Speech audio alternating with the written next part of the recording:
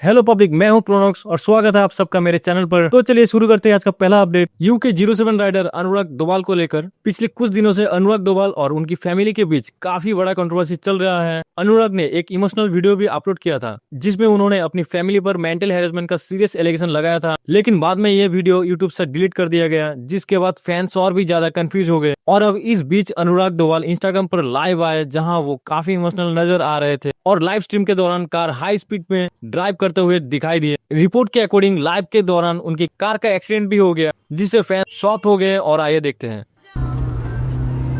And I hope अगले जन्म आऊं मम्मी तो प्यार दे देना, बस प्यार दे देना बाबू, बहुत जरूरत थी प्यार की।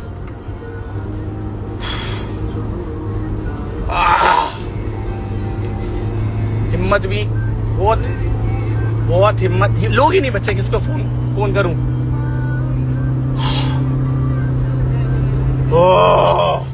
Let's go for the final drive.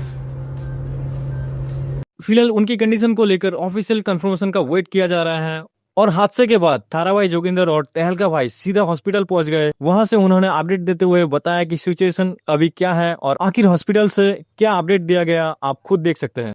भाई 4 बज रहे सुबह के और ये इमरजेंसी के बाहर हॉस्पिटल में तहलका भाई।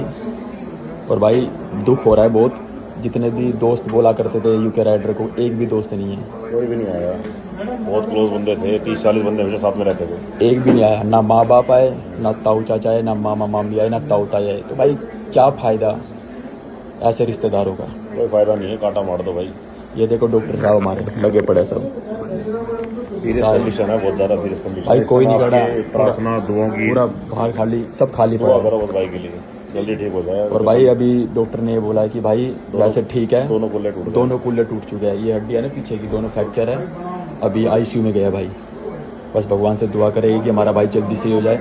और भाई हम अंदर की वीडियो और फोटो कुछ भी नहीं दे सकते आप लोगों को, साफ साफ मना है। बस यार यही कहूँगा आप लोगों से, जय श्री राम। जय श्री राम। उसके बाद फुका इंसान ने भी अपनी रिएक्शन दिए। Hearing about Anurag Doval is heartbreaking. I truly hope he safe and surrounded by people who care. A reminder to everyone, ending your life is never an option. Your life matters more than you think. Please talk to someone, seek help and remember that tough times do pass. चलिए next update पर, जो कि है दिल्ली के उत्तम नगर से। ये news इस वक्त सोशल मीडिया पर काफी वायरल हो रहा है। आखिर पूरा मामला क्या है, चलिए डिटेल्स में समझते हैं। रिपोर्ट्स के अकॉर्डिंग जे कॉलोनी में तरुण नाम के एक यूथ की ब्रूटल किलिंग केस सामने आया है। बताया जा रहा है कि होली के दिन तरुण के रिलेटिव एक 11 साल की लड़की ने पानी का मग ऊपर से फेंका था। वो मग अपने टारगेट पर नहीं लगा और उसके कुछ पानी के ड्रॉपलेट वहां खड़ी एक मुस्लिम वुमेन्स पर गिर गए। इस बात को लेकर दोनों फैमिलीज के बीच काफी का आर्गुमेंट और झगड़ा हुआ, लेकिन दोपहर तक ये मैटर एकदम शांत हो गया था और उस वक्त तरुण घर पर भी नहीं था। तरुण अपने फ्रेंड्स के साथ बाहर होली सेलिब्रेट करने गया था। रिपोर्ट्स के मुताबिक रात को जब तरुण वापस आ रहा था तब एलिजिडली 15-20 लोगों की मॉब ने उस पर अटैक कर दिया। उस पर स्टिक्स, रॉड्स और स्टोन से हमला किया। बताया जा रहा है कि एक पत्थर सीधा उसके चेस्ट पर लगा, जिससे उससे काफी सीरियस इंजरीज हुई। उसके बाद उसको हॉस्पिटल ले जाने के बाद तरुण ने अपनी इंजरीज की वजह से दम तोड़ दिया। फिलहाल पुलिस इस पूरे मामले की इन्वेस्टिगेशन कर रही है। तो चलिए एक शॉकिंग अपडेट गुवाहाटी असम से, जो कि ये भी होली के दिन ही था। 4 मार्च को होली के दिन एक 23 साल के लड़के पर अपनी फादर को शार्प वेपन से मार दिया। रिपोर्ट्स के अकॉर्डिंग लड़के का नाम रियान चौधरी बताया जा रहा है और उनके फादर का नाम मनीष चौधरी है, जो कि एक बिजनेसमैन थे। बताया जा रहा है कि इंसिडेंट के बाद रियान ने खुद पुलिस के सामने सरेंडर कर दिया। इनिशियल इन्वेस्टिगेशन में पुलिस को लग रहा है कि ये पूरा मामला एक फैमिली डिस्प्यूट से जुड़ा हुआ हो सकता है। पुलिस के अकॉर्डिंग रियान चंडीगढ़ में इंजीनियर की पढ़ाई कर रहे थे और शायद उसने अपनी मदर को एलिजेड असॉल्ट से बचाने की कोशिश में फादर पर अटैक कर दिया। रिपोर्ट्स में यह भी कहा जा रहा है कि होली के दिन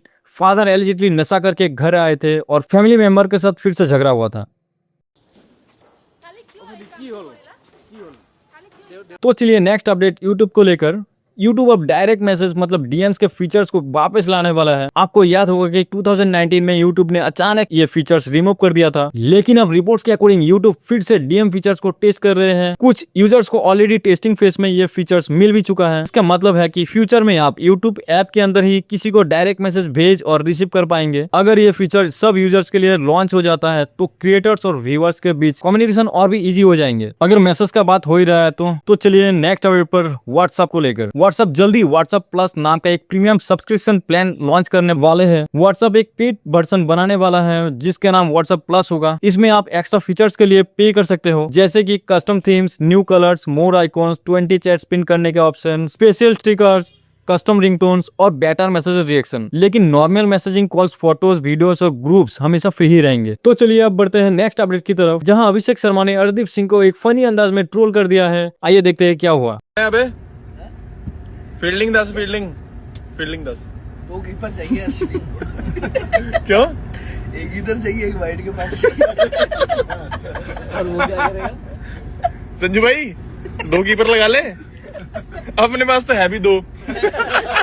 चलिए नेक्स्ट अपडेट पर। अभी कुछ दिनों से सोशल मीडिया पर एक र्यूमर काफी तेजी से फैला जा रहा है कि ईरान और इजराइल की वार की वजह से इंडिया में पेट्रोल और डीजल की कमी हो सकती है और उनके रेट भी बहुत ज्यादा बढ़ सकते हैं। लेकिन अब इस र्यूमर को क्लियर करते हुए इंडियन ऑयल कॉर्पोरेशन ने एक ऑफिशियल ट्वीट शेयर किया है। इंडियन ऑयल ने अपने ट्वीट में लिखा है कि सोशल मीडिया पर पेट्रोल और डीजल की शॉर्टेज को लेकर जो रिपोर्ट चल रही है वो बिल्कुल बेसलेस यानी गलत है। कंपनी के मुताबिक इंडिया में फ्यूल का सफिशिएंट स्टॉक अवेलेबल है और सप्लाई और डिस्ट्रीब्यूशन नेटवर्क बिल्कुल नॉर्मल तरीके से काम कर रहा है। इंडियन ऑयल ने यह भी कहा है कि देश भर में फ्यूल सप्लाई को बिना किसी इंटरप्शन मेंटेन किया जा रहा है। तो चलते हैं नेक्स्ट अपडेट नेपाल से, जहां बैलेंस शाह सिर्फ 35 साल की एज में नेपाल के यंगेस्ट प्राइम मिनिस्टर बन गए हैं। रिपोर्ट्स के अकॉर्डिंग जेनजी प्रोटेस्ट के बाद हुए इलेक्शन में उनकी पार्टी ने पुरानी पॉलिटिकल पार्टीज की डोमिनेंस को तोड़ दिया है। इलेक्शन कमीशन के डेटा के मुताबिक आरएसपी के सीट जीत चुकी है और कई जगह पर लीड भी कर रही है। वलेंद्र शाह जो रिसेंटली काठमांडू के मेयर थे, उन्होंने former prime minister KP Sharma Oli को भी उनके ही एरिया में हरा दिया। इसी के साथ नेपाल की पॉलिटिक्स में एक नया चैप्टर शुरू होता हुआ नजर आ रहा है। तो चलिए नेक्स्ट अपडेट आते हैं रैपर बादशाह को लेकर। बादशाह अपना नया सॉन्ग 33 रिलीज करने के बाद अब काफी कंट्रोवर्सी और ट्रबल में आ गए हैं। हरियाणा की पब्लिक और कुछ लोग गवर्नमेंट पर भी नाराजगी दिखा रहे हैं। एक्चुअली कंट्रोवर्सी सॉन्ग की स्टार्टिंग लाइन से शुरू हुई है। सॉन्ग के बिगिनिंग में बादशाह बोलते हैं, आया बादशाह डोली चराने इन सब की घोड़ी बनाने। इस लाइन को लेकर सोशल मीडिया पर काफी लोग वल्गर एंड इनएप्रोप्रिएट बोल रहे हैं। कुछ लोगों का कहना है कि इस गाने में स्कूल गर्ल कॉन्सेप्ट यूज किया गया है जो उनके हिसाब से सही नहीं है। एक यूजर ने रिएक्शन देते हुए लिखा, WTF has Badshah lost his sense? He used school girl in such a vulgar song. Yet the Haryana government stays silent while banning Masoom Sharma song. यानी कि लोग ये भी कंपेयर कर रहे हैं कि जब मासूम शर्मा का सॉन्ग्स पर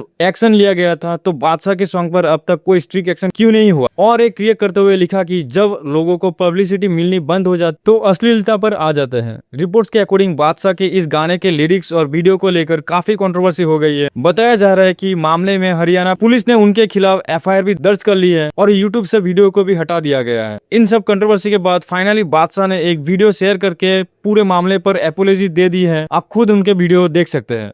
मेरा नया गाना टिटिरी रिलीज हुआ है और मैं देख रहा हूँ कि उसके एक हिस्से में मेरे लिरिक्स और उसके विजुअल रिप्रेजेंटेशन की वजह से जो मैसेज गया है उससे कई लोगों को, खासकर मेरे अपने हरियाणा के लोगों को, उनके सेंटिमेंट्स को ठेस पहुंची है। सबसे पहले मैं ये कहना चाहता हूँ कि मैं खुद हरियाणा से हूँ। जो लोग मुझे जानते हैं वो जानते हैं कि मेरी बोली, मेरे खान पान, मेरे रहन सहन, मेरी पहचान हरियाणा से है। मैं एक बहुत ही प्राउड हरियाणवी हूँ। मेरा कभी भी कोई ऐसा इरादा नहीं था, कोई ऐसा उद्देश्य नहीं था कि मैं हरियाणा के किसी बच्चे, किसी वुमन, किसी महिला के बारे में ऐसी बेहूदी बात करूँ। मैं हिप हॉप जॉनर से हूँ जहाँ लिरिक्स अक्सर कंपटीशन को नीचा दिखाते हैं, अपने प्रतिद्वंदी को एक तरह से उनके लिए होते हैं। ये किसी भी औरत या बच्चे के लिए कभी नहीं था और ना मैं कभी ऐसा करूँगा।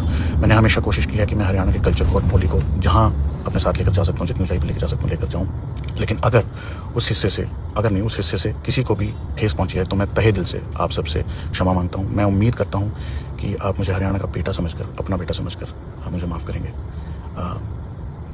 तो चलिए नेक्स्ट अपडेट पर। बदमाशों का देवता, जी हाँ, पहले आप वीडियो देख लीजिए। ये जो तेरा हुआ है, नाम क्या है? प्रताप चौधरी, बदमाशों का देवता। अच्छा, क्या बदमाशों का देवता क्यों कहता है? क्या सॉन्ग कहते हैं? बदमाश नहीं बनना मुझे, बदमाशों का देवता बनना। अच्छा, और योगी सरकार है, इससे डर नहीं लगता बदमाशों का देवता बनना? जी डर लगता है। लगे? हाँ जी। रिपोर्ट्स के अकॉर्डिंग पटेल नगर के रहने वाले बिजनेसमैन राजीव जैन ने 4 मार्च को Muzaffarnagar civil line police station में कंप्लेंट रजिस्टर कर रही थी। उन्हें बताया कि कुछ अननोन बदमाशों ने उन्हें लगातार फोन करके जान से मारने की धमकी दे रहे थे और सिक्योरिटी के नाम पर 10 लाख रुपए की रंगदारी मांग रहे थे। इस कंप्लेंट के बाद पुलिस ने केस रजिस्टर करके इन्वेस्टिगेशन शुरू कर दी है और बदमाशों की तलाश के लिए टीम्स लगा दी। साथ ही पुलिस की IT सेल लोकेशन को लगातार मॉनिटर कर रही थी। इन्वेस्टिगेशन के दौरान फ्राइडे को पुलिस को एक मुखबिर से इंफॉर्मेशन मिली कि रंगदारी मांगने वाले बदमाश बमनहेड़ी रेलवे स्टेशन के पास किसी बड़ी वारदात को अंजाम देने की प्लानिंग कर रहे थे। जैसे ही पुलिस को ये इन्फॉर्मेशन मिली, पुलिस टीम तुरंत मौके पर पहुंच गई। पुलिस को देखते ही बदमाश जंगल की तरफ भागने लगे और पेड़ों की आड़ लेकर पुलिस पर फायरिंग शुरू कर दी। पुलिस ने बदमाशों को सरेंडर करने के लिए वार्निंग दी, लेकिन उन्होंने फायरिंग जारी रखी। इसके बाद पुलिस ने सेल्फ डिफेंस में जवाबी कार्रवाई दी, जिसमें एक बदमाश को गोली लगने से घायल हो गया, जबकि दूसरे बदमाश को कॉम्बिंग ऑपरेशन चलाकर पकड़ लिया गया। घायल बदमाश को इलाज के लिए हॉस्पिटल भेज दिया गया। तलाशी के दौरान पुलिस ने दोनों के पास से 2 इलीगल तमांचे, 2 खोखा कारतूस और 2 मोबाइल फोन बरामद किया है। पुलिस के पूछताछ में प्रताप चौधरी ने बताया कि जेल में उसकी मुलाकात अतुल कुमार नाम के व्यक्ति से हुई थी। उसी ने बिजनेसमैन राजीव जैन की हत्या के लिए 20 लाख रुपए की सुपारी दी थी। प्लान के तहत सबसे पहले बिजनेसमैन को फोन करके 10 लाख रुपए की रंगदारी मांगी गई और अगर पैसे ना मिले तो हत्या की वारदात को अंजाम देने की तैयारी की जा रही थी।